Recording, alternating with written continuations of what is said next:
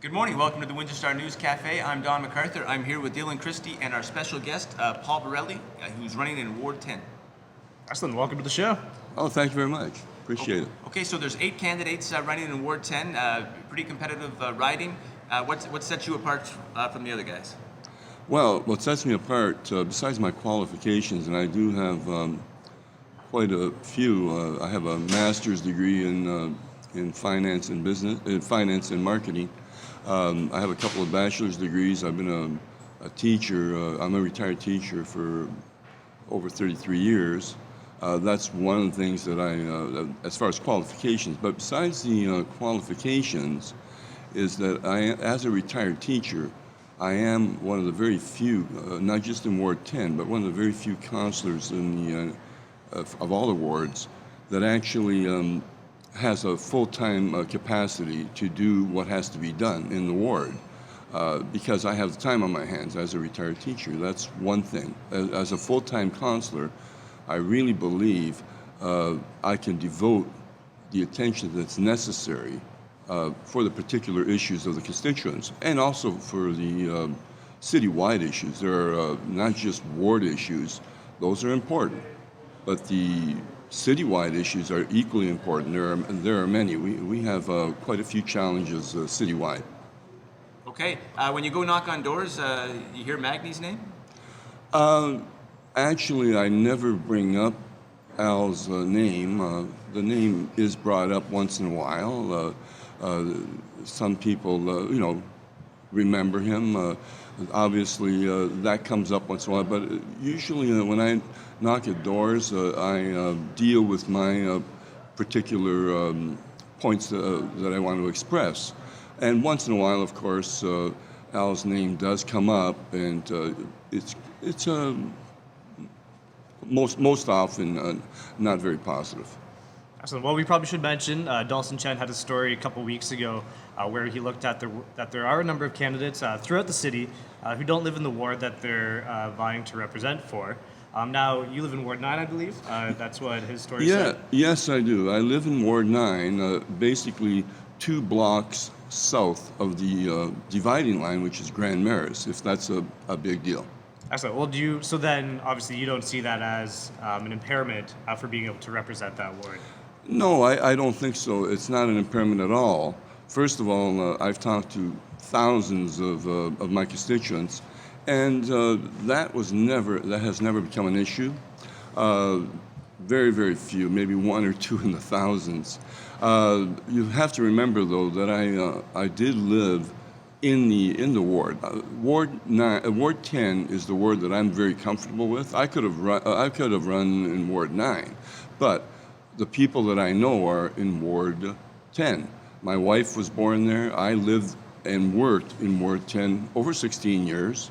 I worked also for 15 years at Assumption College School, which is also in the area. Thousands of my students that know me very well live in that ward. Many of my relatives live in that ward. And like I said, I lived there and worked there for over 16 years. I'm very comfortable with Ward 10. I know Ward 10, and I know people know me in Ward 10, and that's where I feel comfortable. Okay, well, you ran in Ward 10 in the 2010 election. You got 1,191 votes, or 18% of the vote, third place. Fairly respectable showing. You hope to improve it, obviously, this time. What are the specific sort of issues, or are there any really specific issues in Ward 10? Yes, there are actually many issues in Ward 10. I mean, just recently, for instance, I got from the constituents that you need more health clinics, for instance. There is a possibility of a couple of areas that would require more clinics.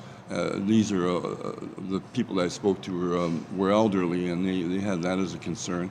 There are so many other issues. There are anywhere from for instance, Daytona. I did a little video clip on Facebook.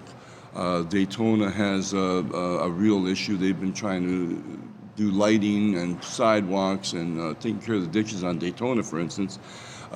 Concerned citizens, because they've got little kids, many families there, and they're afraid of the impact from Huron Line, the traffic from Huron Line all the way to Daytona. There's also there are ditches elsewhere. It's not just Daytona. For instance, there's the Dominion corridor, Dominion Boulevard corridor, which is really heavy on that.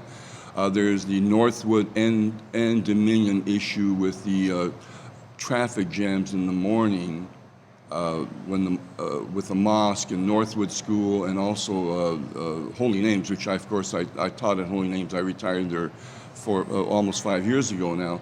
There's a real clog up there. Many residents are upset because people are parking every which way. These are some of the issues. There's bicycle paths. There's, of course, we need to attend to and keep our parklands more pristine, making sure that we do have parklands. Those are important issues also. But besides the Ward 10 issues, there are overriding issues. There are issues that affect the entire city. You have to remember that Ward 10 is very special. The person that gets elected for Ward 10 has a bigger responsibility, because Ward 10, I call it a heartland ward. It's a heartland ward because all the major thoroughfares go through there, not only Dominion, but also the expressways, for instance. Besides the expressway, you've got the CP rail, which cuts right through the heart of the city. The expressways with the loops on the Huron Church or on Dougal, that expressway, EC Row, of course, cuts through the city. You have, it's a heartland ward. Whatever happens in Ward 10 affects the entire city. So you can't have, you need a councillor that really has the full-time capacity to deal with issues, because it affects everybody, and it's not just Ward 10. Okay, Auditor General, you want to bring it back right away? Is that Well, the Auditor General, I think, is not to bring it back right away, but it's something that should be considered. I like to consider everything methodically, logically. What I do, I look at the facts, whether it's an Auditor General. Do we need one?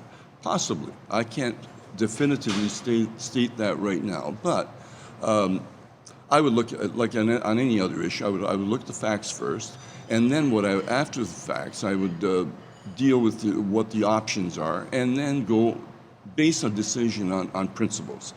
If you can base your decision on a principle, usually you'll be right. Now, Auditor General, if it seems that that's the right thing to do, then we go that way. But based on a principal issue, of course, do we really need it? Is it going to be effective? Is it going to be an issue that has to be dealt with for the city? Excellent. All right. Well, Paul, thank you so much for coming on the show. Okay, thank you very much. I appreciate it. Of course. All right. This has been Trail Talk from the Windsor Star News Cafe. Okay, great.